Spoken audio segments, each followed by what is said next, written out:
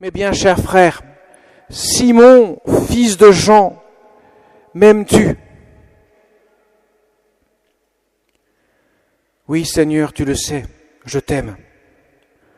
Sois le pasteur, le berger de mes brebis, de mes agneaux. À 3 reprises, Jésus pose la question à Simon, Pierre. Et la 3e fois, il se rappelle qu'il y a eu un événement douloureux quelques heures avant,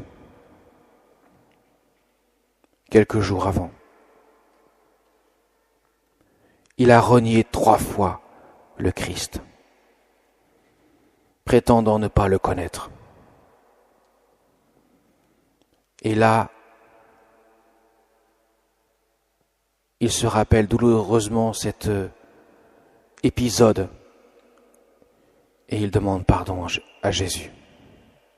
Oui, Seigneur, tu sais bien que je t'aime. Alors, ce qui est très étonnant, mes chers amis, c'est que Jésus, sur une triple confession d'amour pour sa personne, qui rachète le triple reniement, confie son troupeau à Pierre.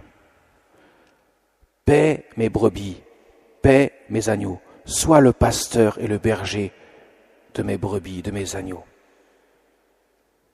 Il ne lui demande pas si tu as tel ou tel diplôme, si tu as tel ou tel bagage, est-ce que tu as un diplôme de manager ou je ne sais quoi encore?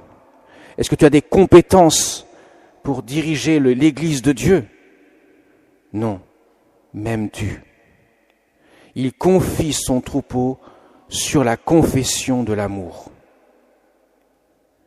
Et cela n'est pas étranger au mystère de la croix, bien sûr, puisque Jésus a donné sa vie par amour pour nous sur la croix. Il était naturel que celui qui devienne le berger sur terre du troupeau du Seigneur donne sa vie, consacre sa vie à l'amour de Dieu et à ses frères. Mes chers amis, la croix a 2 poutres. La poutre verticale, celle qui nous relie à Dieu. Le Jésus a versé son sang sur la croix, lui qui est le pontife, qui a fait le pont entre Dieu et l'humanité, pour que l'homme puisse prétendre à accueillir la grâce de Dieu. Et la poutre horizontale, cette grâce permet ainsi d'aimer tous nos frères dans l'amour de Dieu. Celui qui est chargé de guider le troupeau du Seigneur ne peut pas le faire sans amour. Ce n'est pas possible. C'est la compétence que Jésus exige de Pierre. Pierre, m'aimes-tu? Tout est fondé sur le mystère de l'amour. Et Jésus a donné une définition exacte de l'amour, telle que lui l'entende, ou du moins la perfection de ce qu'il exige de l'amour des hommes. Il n'y a pas de plus grand amour que de donner sa vie pour ceux qu'on aime. Voilà pourquoi Jésus ajoute, une fois qu'il a dit ça à Pierre, « Quand tu seras vieux, tu étendras les bras, et quelqu'un te mettra une ceinture pour aller là où tu ne voudrais pas aller. » Ça veut dire, tu vas donner ta vie, tu vas mourir pour moi et pour mon troupeau. Mes chers amis, ça concerne bien sûr Pierre, ça concerne les apôtres, ça concerne ceux qui ont en charge le troupeau du Seigneur, évidemment. Mais nous, en tant que chrétiens, nous devons aussi fonder notre vie sur le Christ, sur l'amour du Christ. Vous avez constaté dans l'Évangile que celui qui reconnaît le Seigneur, qui dit c'est le Seigneur, c'est Saint Jean l'apôtre, celui qui a reposé précisément sur la poitrine de Jésus pour dire celui qui avait un amour particulier pour son Seigneur. Saint Jean se nommera d'ailleurs dans son évangile le disciple bien-aimé, le disciple que Jésus aimait, parce que celui-ci avait une intimité plus grande avec le Seigneur. de telle sorte qu'il sera présent au pied de la croix, le seul qui ne désertera pas la croix, le seul qui témoignera de son amour auprès de son Seigneur. Et c'est celui-là qui le reconnaît. Pierre, apprenant que c'est le Seigneur, nu dans sa barque, se jette à l'eau après avoir mis un vêtement sur lui. La reconnaissance de la vie du Seigneur se fait par l'amour.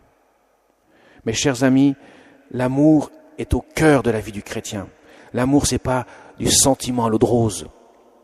C'est l'expression du don de soi. C'est un acte d'intelligence et de volonté. L'intelligence pour reconnaître celui que je dois aimer et la volonté pour le vouloir.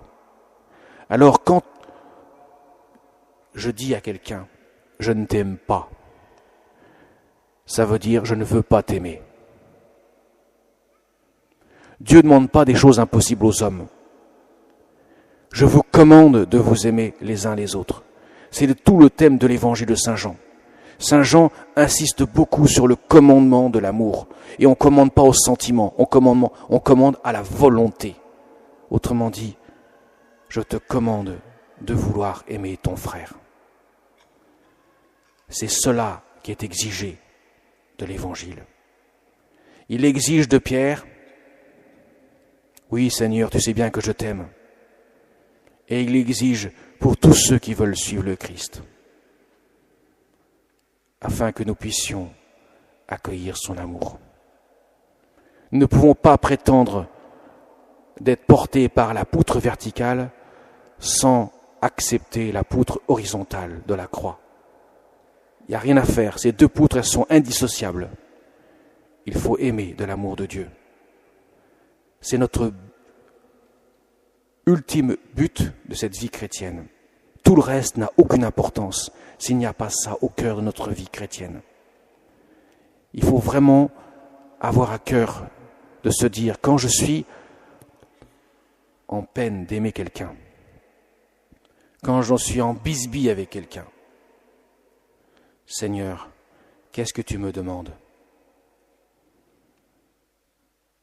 Jésus te pose la question, m'aimes-tu vraiment ? Est-ce que je peux répondre, oui Seigneur, je t'aime, si je vois mon frère à côté que je ne peux pas le sentir ? Jésus dira d'abord, réconcilie avec ton frère, et tu pourras venir offrir ton cœur à mon cœur miséricordieux. Ça va ensemble. Il faut mettre une hiérarchie dans nos valeurs. Et l'amour doit être au sommet, puisque c'est la seule chose sur laquelle nous serons jugés, l'amour. Parce qu'elle implique nécessairement tout le reste. Je ne peux pas dire que j'ai la charité si je n'ai pas la foi et l'espérance. La charité implique nécessairement de croire en celui qui donne cet amour et espérer en la vie éternelle, parce que la charité, par définition, demande la plénitude du bonheur de l'amour de Dieu. Alors demandons, Seigneur, avec celle, en ce mois de mai, que nous avons particulièrement, celle qui après, il y a 101 ans, dans quelques jours, 102 ans, dans quelques jours, nous fêterons son anniversaire, cette apparition à Fatima, qui a demandé aux enfants d'offrir leur sacrifice pour l'amour de Jésus, d'offrir leur sacrifice pour la conversion des pécheurs.